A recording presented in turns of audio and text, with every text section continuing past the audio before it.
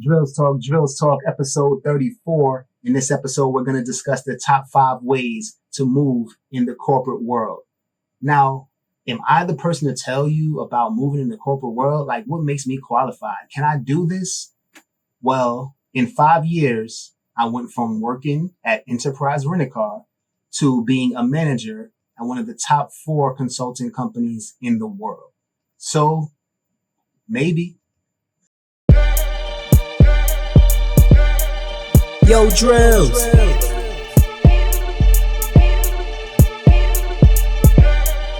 Drills Talk, episode 34. In this episode, we're going to discuss the top 5 ways to move in the corporate world. But of course, before we get started, please subscribe. Every Monday, new blog. Every Wednesday, new Drills Talk, new vlog. Every Friday, I release a beat produced by me.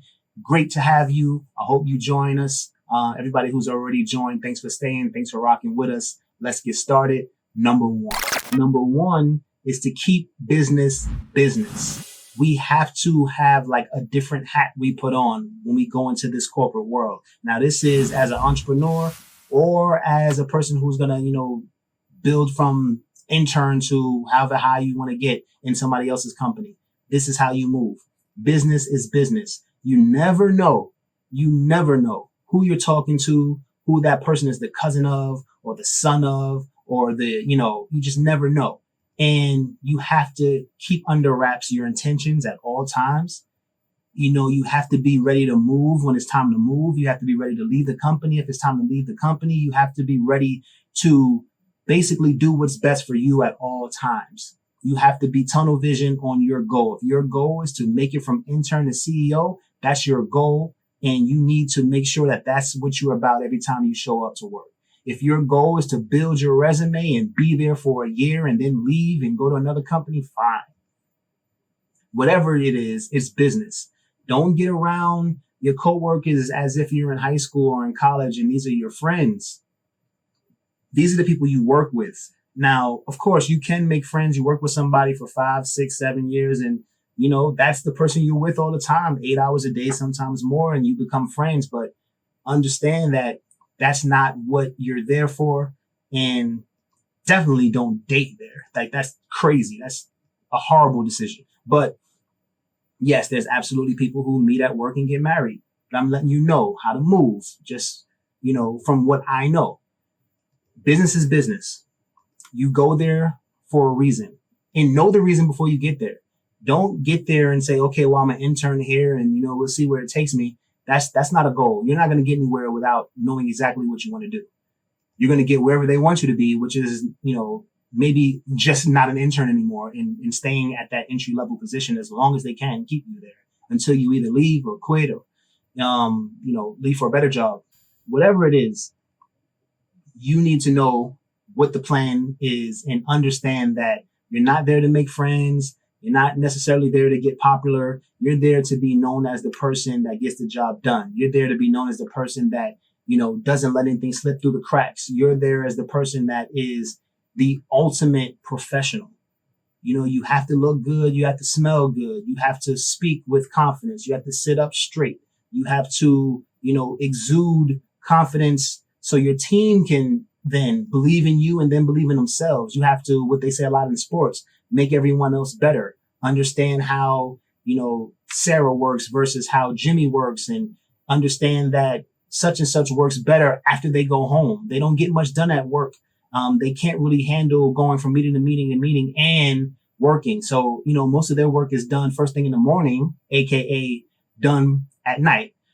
So understand the dynamics of the work, understand the culture of where you are, and make it work to the best for you. That's what you're there for. Of course, you're going to work hard. You're getting paid to be there. You want to do a good job, but you're there for you and your future. Never mix anything else in that. Business is business. Number two is move in silence. Keep your plans to yourself. And don't just jump into a conversation when you hear a conversation trying to be one of the boys or one of the girls. Understand that people are always listening. You go into a company as an intern and say, you know what? I'm going to run this company one day. the people who hear you say that are going to make sure that never happens. You're way too low on the totem pole to say that I'm going to take over and think that you're going to get some sort of assistance from someone when nobody knows you. And the managers or who are managers at that point, they're going to make sure that you're never in position to get to the point of being above them. They're not going to allow it because they see you as a threat already. They know what your game plan is. They know that you want to run everything. Oh, this kid thinks he knows everything. And you may be the greatest thing that ever came into that door. But that greatest thing that ever came into that door is going to be held back because everything is spewing out of the mouth. You have to move in silence. This works for when you're leaving also. So you hear people saying, oh my goodness, I hate this job. Oh, I'm going to leave, blah, blah, blah. And you jump in and say, oh yeah, I hate this job too. And you may be talking to the niece and nephew or son or daughter of somebody who's really in power at that company. And they go back and say, oh yeah, I was, doing the thing I do and saying I wanted to quit. And they said they wanted to quit too. And now you got a super hard time at work and you don't know why. You can't move up and you don't know why. You're not getting any, great projects to really boost your resume and you can't understand why. Because you didn't move in silence. Whatever your plan is your plan. No one needs to know except the person you're going home to. And if you're not going home to anybody, then they don't need to know. Moving in silence is the way. It's not some sort of ninja 48 laws of power type thing. It is the way to do it. You're not being secretive. You're not being militant. You are doing what you need to do, which is to be quiet and attack whatever your plan is. Number three is to stay marketable. You can have plans to stay at the company you were in until you get to whatever, level you try to get to. If you want to just get to an executive level, whatever that may be, not even CEO, but just, senior leadership, fine. But you have to stay marketable. You have to be able to be, or show yourself as a product of anybody's company. Like you can, be part of anybody's company because you work with so many different people on so many different projects. You're not just that, that stuck in that square of that company. You can say, well, I've worked on projects with multiple consulting firms that were on the project. And, I understand that they have a different method of work and we met and we got it together and we were able to produce something. You have to be just as marketable to somebody outside as you are to your company. They need to want you as much as your company wants you or more because that's your safety net. That's you not having to take the, BS that comes with the corporate world. Absolutely. Whether you're an entrepreneur or not, there's a lot of BS. And if you stay marketable, there's always another customer. There's always another company. And you can't be afraid of that. There's always somebody out there looking for someone. And if you're always that marketable person, your LinkedIn profile is up to date. You're, saying a little something. You are, chiming in on something about the industry that you're in constantly and people are seeing your name and they're like, okay, yeah, he's been with that company, a while, maybe 2 years, 3 years. I really need somebody like that. Maybe I can call him up. Maybe I can shoot her a text message or something. And before you know it, you have this power of another offer to walk into your company and say, hey, look, for some reason I was passed up on, this new position that opened up here. And I didn't get the promotion. I didn't get the raise that I wanted. This company is offering me this. This is the offer. And you either gonna get, what they offered, or you're gonna have to leave and take what was given to you. And there's absolutely nothing wrong with that. That's business. Keep it business. You can become CEO somewhere else. Or if you're, CEO yourself and you're running a company yourself, you say, okay, well, yeah, we've worked together so long. This is, our contract is becoming void and we're going to have to renegotiate. But this other client of mine is saying that he needs more of my time and it's going to be this much money coming my way. Can you match that? And no matter what the relationship, you got to understand business is first. And if they cannot match that, you're going to have to make a decision to what's best for you, which is leave. Number four is to cover your tracks. Now, covering your tracks may seem like, covering your, what, and it is that. But in addition to that is making sure that you get credit for what you do. You put your name on everything you do. You make sure that everyone knows that you are a part of this plan. If it's a great idea and it seems to, catch on and everyone's talking about it, make sure everyone knows it was your idea. This seems like, a little extra, but it's definitely necessary in the corporate world, definitely necessary if you're an entrepreneur. You have to let people know what you've done, what happened because of you. If you weren't around, what would have happened? That wouldn't have happened because I made that happen. That was my idea, or that extra work or those long hours. That was me to make this thing happen. You have to do that. Also covering your tracks as far as covering your, what is making sure that everything that you were supposed to do on the hook for had your name on it, quote unquote, owned it. You have to make sure you do that until your best, the best of your ability. You have to go the extra step when anything has your name on it. Anything that can go wrong, will go wrong. Any loose end that you don't tie up, that will be the thing that blows up. That's just how it goes. It always goes that way. It never ceases to occur. So don't allow that to happen. If something is on your plate, make sure you scrape that plate, you clean that plate, gone. And if you don't, then you're opening yourself up to ridicule and criticism because, oh, well, yeah, this person, this lady or this guy, they're not as hardworking. They had this project and they didn't meet the deadline. They had to reschedule and they didn't meet that deadline. And it really had nothing to do with you. But because your name was on it and yeah, you did your part, but you're the owner, you're the name. You know what I mean? It's falling on you, not the employee who didn't do her thing or him, he didn't do his thing. You're the owner, of the company, or you're the owner of this project.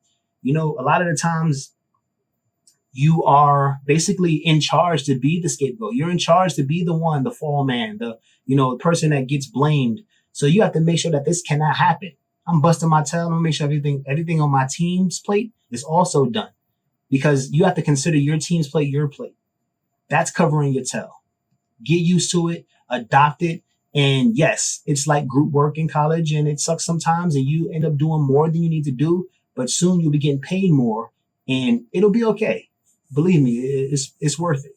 So stick with it. Number 5 is always take a better position.